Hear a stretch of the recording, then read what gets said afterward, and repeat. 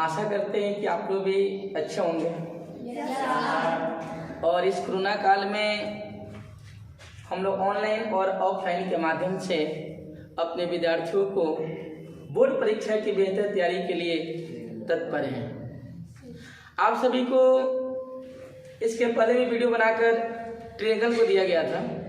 अभी हम लोग क्लास 10 के सर्किल जिसको बोलते हैं वृत्त, इस वृत्त से रिलेटेड हम लोग बाबू कुछ टॉपिक को पढ़ेंगे जिसे आप लोग ध्यान से देखेंगे। वृत्त से भी आपके बोर्ड एग्जाम में अच्छे क्वेश्चन पूछे जाते हैं। उन क्वेश्चनों को आप सभी विद्यार्थी बेहतर ढंग से समझने का प्रयास करेंगे। सबसे पहले हम आप लोग को हाईलाइट बता रहे हैं वृत्त। क्या आप पढ़ रहे हैं बाबू? वृत्त। इस वृत्त को इंग्लिश में बोलते हैं सर्किल। क्या बोलते हैं? सर्किल। कोई पूछे वृत्त किसे कहते हैं तो किसी निश्चित बिंदु के चारों ओर, कौन बाबू? चारों ओर जो आकृति बनाई जाती है, जो आकृति बनाई जाती है उसे वृत्त कहा जाता है। जितने भी आप फुटबॉल देखे, फुटबॉल भी एक तरह का वृत्त होता है। गेंद देखे, गेंद भी एक तरह का क्या होता है। अब आपको बताएंगे इस वृत्त से रिलेटेड बाबू। सबसे पहले हम लोग को पढ़ना होता है केंद्र। क्या पढ़ना होता है? जिसको बोलते हैं सेंटर। क्या बोलते हैं? फिर आपसे पूछे केंद्र है तो क्या है? वृत्त के मध्य बिंदु को केंद्र कहा जाता है। ये वृत्त है बाबू। इसके बीच में जो बाबू सेंटर होते हैं, जो वह बिंदु होते हैं मध्य बिंदु, तो वृत्त के मध्य बिंदु को बोलो वृत्त के मध्य बिंदु केंद्र कहा जाता है। और केंद्र को ओ से सूचित किया जाता है। याद हो गया? Yes sir.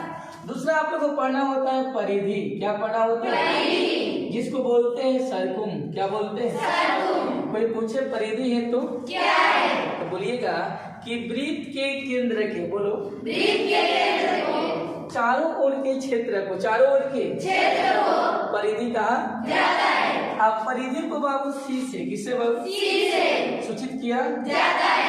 It is denoted by सी। इसलिए वो सी बराबर सूत्र होता है प पाइया प पाइया। याद हो गया? Yes sir. वृत्त के केंद्र के चारों ओर के क्षेत्र को परिधि कहा जाता है। परिधि को सी से सूचित किया जाता है। सी बराबर क पाइया। तीसरा वो आप लोगों को पॉइंट पढ़ना होता है जिसको बोलते हैं बाबू त्रिज्या। क्या बोलते हैं? त्रिज्या।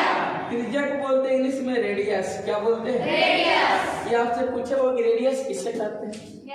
रेडियस क्या चीज? रेडियस। तो ये केंद्र है बाबू। Yes sir. तो केंद्र को किससे? ओ से। बोलो बाबू। ओ से। केंद्र के चारों ओर के क्षेत्र को परिधि बोलेंगे। Yes sir. आप परिधि को किससे? सी से। किससे बाबू? सी से। तो कोई पूछे आपसे कि त्रिज्या किसे कहते हैं, तो वृत्त के केंद्र, वृत्त के केंद्र और परिधि को मिलाने वाली रेखा को त्रिज्या कहा जाता है। और त्रिज्या को किससे बाबू? आर से सूचित किया जाता है। आपको बाबू त्रिज्या के जो सूत्र होता है आर बराबर व्यास बट्टा 2, बट्टा 2 या d/2 या d/2। आपसे पूछे कि बाबू त्रिज्या किसे कहते हैं, तो आप लोग को बोलना है कि वृत्त के केंद्र और परिधि को मिलाने वाली रेखा को त्रिज्या कहा जाता है। त्रिज्या को r से सूचित किया जाता है, r = d/2। उसके बाद पढ़ना होता है बाबू व्यास। क्या पढ़ना है? व्यास। व्यास को बोलते हैं बाबू डायमीटर। क्या बोलते हैं? डायमीटर। कोई पूछा आपसे व्यास है तो क्या है, सीधा बोलिएगा कि वृत्त की, क्या बोलिएगा बाबू? वृत्त के केंद्र से गुजरने वाली, केंद्र से गुजरने वाली रेखा को कचे बाबू? रेखा को व्यास कहा जाता है। आप व्यास को किससे बाबू? सी से सूचित किया जाता है। वृत्त के केंद्र से गुजरने वाली रेखा को व्यास कहा जाता है। व्यास को किससे? डी से सूचित किया जाता है। इसलिए व्यास का सूत्र होता है बाबू 2 गुणे त्रिज्या, 2 गुणे त्रिज्या, या D = होता है 2 × r, 2 × r। जब भी आपको व्यास निकालना हो तो त्रिज्या में 2 से गुणा कर दिया जाता है। इसको बोलते हैं बाबू व्यास। क्या बोलते हैं? व्यास। अब इस पे आप लोग क्वेश्चन बताएंगे कि कैसे बोर्ड एग्जाम में क्वेश्चन आते हैं। तो इतना आप लोग को याद कर लेना है। एक बार आपको टेलर बता दे रहे हैं। केंद्र क्या होता है? तो वृत्त के मध्य बिंदु को केंद्र कहा जाता है। इसे ओ से सूचित किया जाता है। केंद्र के चारों ओर के क्षेत्र को परिधि कहा जाता है। अब परिधि को सी से सूचित किया जाता है और सी इक्वल सूत्र होता है 2 पाई r। त्रिज्या को आपको बता दिए कि वृत्त के केंद्र और परिधि को मिलाने वाली रेखा को त्रिज्या कहा जाता है। त्रिज्या को r से सूचित किया जाता है। r का सूत्र होता है व्यास बटा 2 या d/2। व्यास क्या होता है? तो वृत्त के केंद्र से गुजरने वाली रेखा को व्यास कहा जाता है और व्यास इक्वल टू सूत्र होता है 2 गुणे त्रिज्या या d बराबर 2 × r। अब इस पर क्वेश्चन बताएंगे नेक्स्ट वीडियो में। फिर ये विद्यार्थी आप सब कैसे हैं? हम आप लोग को अभी वृत्त की फाउंडेशन बताए थे। आप सब कुछ समझ चुके हैं? किसी को कोई डाउट? नहीं सर। अब हम उस पे क्वेश्चन आप लोग को exercise class 10th math exercise 12.1 का पहला क्वेश्चन बता रहे हैं। इस क्वेश्चन को परीक्षा में बहुत बार पूछा गया है। बहुत ऐसे लोग इसको लॉन्ग प्रोसेस से बना देते हैं, लड़के समझ नहीं पाते हैं। और आप लोग को डिस्कवरी ट्रिक्स से पढ़ा रहे हैं लोग। और डिस्कवरी ट्रिक्स से कमाल देखिए कि आप मिनटों में सवाल को समझ जाइएगा, कहीं भी कोई डाउट क्या होगा? नहीं होगा। क्वेश्चन पहला कह रहा है कि दो वृत्तों की त्रिज्याएं क्रमशः 19 सेंटीमीटर और 9 सेंटीमीटर है। उस वृत्त की त्रिज्या ज्ञात करें जिसकी परिधि इन दोनों वृत्तों की परिधियों के योग के बराबर है। बाबू यहाँ दो वृत्त हैं, दो बहुत छोटा वृत्त है, एक की बहुत त्रिज्या है बाबू r1। क्या बोलेंगे? r1। एक की त्रिज्या r2। केंद्र को किससे? o से। दो केंद्र है तो o डैश। कौन डैश? o dash. एक त्रिज्या 19 सेंटीमीटर का सेंटीमीटर। तब r1 इक्वल टू 19 सेंटीमीटर और r2 इक्वल टू 9 सेंटीमीटर। आप दोनों वृत्तों को जोड़िएगा तो एक बड़ा वृत्त बनेगा। कौन वृत्त? बड़ा वृत्त। इस बड़ा वृत्त की त्रिज्या हमको मालूम क्या है? नहीं है। तो बड़ा वृत्त को त्रिज्या को किससे? अब बड़ा r इक्वल टू क्या है बाबू? है ना? इसको सोल्यूशन करते तो लिखते हैं हेयर। क्या लिखते हैं? हेयर यानी यहाँ, हेयर यानी लिखते हैं बाबू r1। क्या लिखेंगे? r1 का वैल्यू दिया है बाबू 19 सेंटीमीटर। 19 सेंटीमीटर। r2 कौन टू? r2 का वैल्यू दिया है बाबू 9 सेंटीमीटर। और बड़ा r का वैल्यू हमको मालूम क्या है? नहीं है। तो बड़ा r इक्वल टू व्हाट है? Yes sir. अकॉर्डिंग टू हम चलेंगे क्वेश्चन से। क्वेश्चन में वो कह रहा है कि दो वृत्तों की परिधियों का योग बड़े वृत्त की परिधि के योग के क्या है? बराबर। दो को छोटा वृत्त की परिधि जोड़िएगा तो उसका योग बड़ा वृत्त की परिधि के योग के क्या है? बराबर। तो बड़े वृत्त की परिधि को किससे? सी से। और दो को छोटा वृत्त है। कौन वृत्त है? तो एक हो जाएगा वो C1 और एक प्लस C2। इसका मतलब हुआ बड़े वृत्त की परिधि बराबर दो छोटे वृत्तों की परिधियों का योग। अभी आपको सूत्र लिखवाए हैं। वृत्त की परिधि बाबू कब पाइया? कब पाइया बाबू? बड़ा वृत्त है, बड़ा लिख देंगे। तो कब पाइया बाबू? C1 है तो 2 पाई r। कौन बाबू? ये r1 हो जाएगा। पहला है तो r1। कब पाई r बाबू? और दूसरा है तो कौन? 2। अब देखिए बाबू 2 पाई r बाबू क्योंकि मैथ का नियम कहता है कि जो दोनों में शामिल है उससे कॉमन कर लिया। देखिए यहाँ दिख रहा है ना सबको? यहाँ भी कब पाई? यहाँ भी 2 पाई से 2 पाई को कॉमन कर लिया। यहाँ 2 पाई कॉमन कर लेंगे। क्या बचेगा? पाई बोलिएगा देखिए इधर भी 2 पाई है, यहाँ भी 2 पाई है। 2 पाई से 2 पाई क्या हो गया? क्या बचेगा बाबू? दिखता है कौन 1? R1 का वैल्यू बोलिए और R2 का वैल्यू बोलिए 9 सेंटीमीटर। इसलिए क्या इक्वल टू 19 प्लस 9 जोड़ेंगे तो कितना हो जाएगा बाबू? 19 प्लस 9 इक्वल टू कितना हो जाएगा? 28 सेंटीमीटर का हो गया। एक वृत्त का परिमाप और क्षेत्रफल संख्यात्मक रूप से बराबर है तो वृत्त की त्रिज्या ज्ञात करें। इसका हम सॉल्यूशन करते हैं बाबू।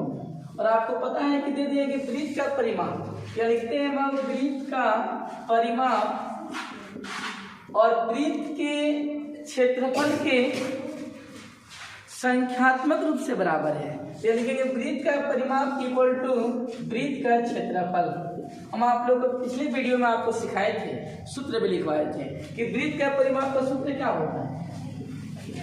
सब कोई बोलेंगे वृत्त का परिमाप का पाइया परिमाप पर परिधि 1 होता है तो कब पाइया बाबू?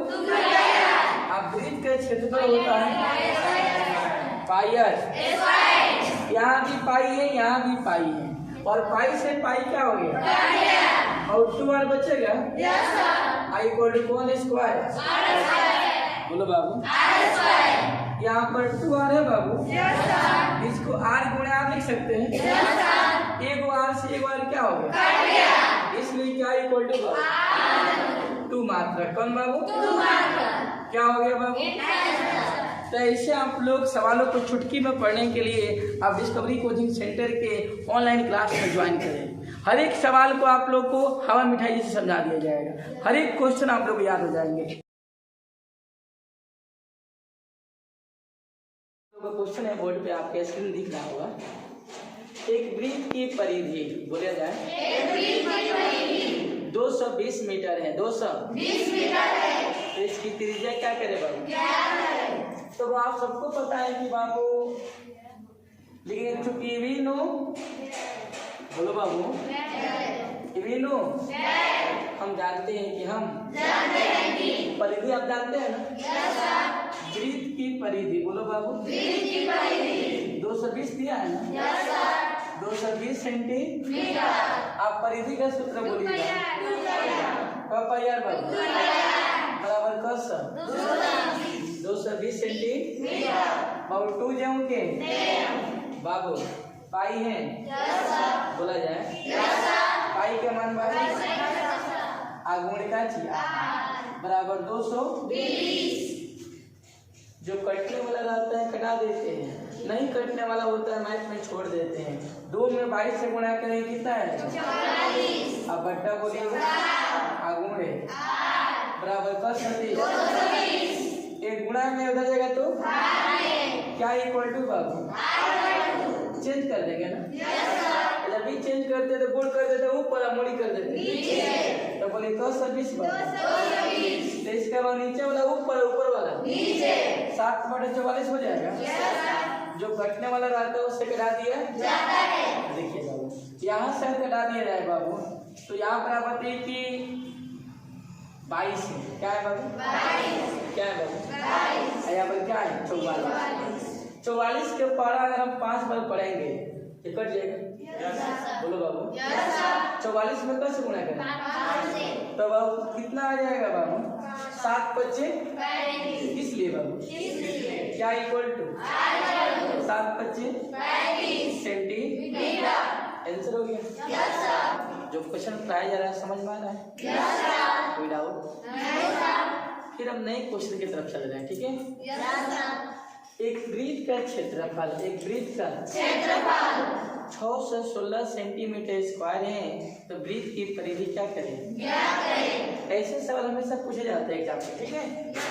तो यहाँ लिखेंगे बाबू चूंकि इट इज, क्या बोलेंगे? कौन राइट बाबू? दिया है और दिया है कि वृत्त का क्षेत्रफल कौन बाबू? 616 कौन बाबू? सेंटीमीटर। कोई दिक्कत तो हम आप लोगों को पिछले वीडियो में पढ़ाए थे कि वृत्त के क्षेत्रफल होता है पाई आर स्क्वायर।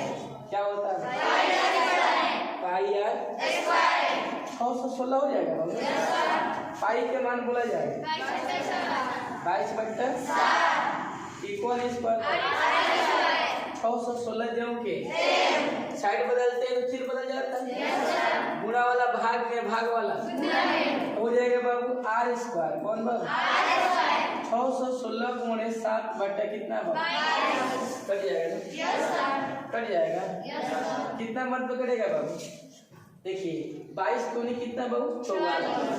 22 दूनी 44। आप 22 में 616 से डिवाइड भी कर सकते हैं तो 22 दूनी कितना बाबू? 44। यहाँ बाबू 11 में से 4 जाएगा कितना? 7। ये कितना बचेगा बाबू? बोलो बाबू। 5 में से 4 गया फिर क्या बचेगा? 6। और 8 से घटा देंगे तो वो 8 दूनी 16। 8 दूनी 16 ये कितना बाबू? तो कितना मतलब कट रहा है बाबू? 28। बोलो बाबू। स्क्वायर हटेगा तो क्या इक्वल टू बाबू? कौन ओवर बाबू? रूट 28 × 7 हो जाएगा। 28 को तोड़ दिया 28 को तोड़ेंगे बाबू 2 गुणे 2 2 दूनी 4 4 7 28 गुणे कितना बाबू? रूट के अंदर जोड़ा लगता है बाबू? जिसका जोड़ा लगता है उसे बाहर कर दिया इसलिए क्या इक्वल टू बाबू? 2 2 है तो 2 निकल दिए। 2 7 है वो 7 निकल दिए। 7 दूनी कितना? सेंटीमीटर। क्या हो गया बाबू? अब कर रहा है कि इसका हमको परिधि ज्ञात करना है। क्या ज्ञात करना है? अकॉर्डिंग टू वृत्त की परिधि। कौन बाबू? वृत्त की परिधि। आप वृत्त की परिधि बाबू कब पाई? 2 पाई 2 बाबू जो के आपके सामने पाई है। पाई के मान बाबू आर है बाबू। आर के मान कट जाएगा। 7 दूनी 22 दूनी 44 और 44 दूनी 28 सेंटीमीटर। क्या हो गया बाबू? कोई दिक्कत?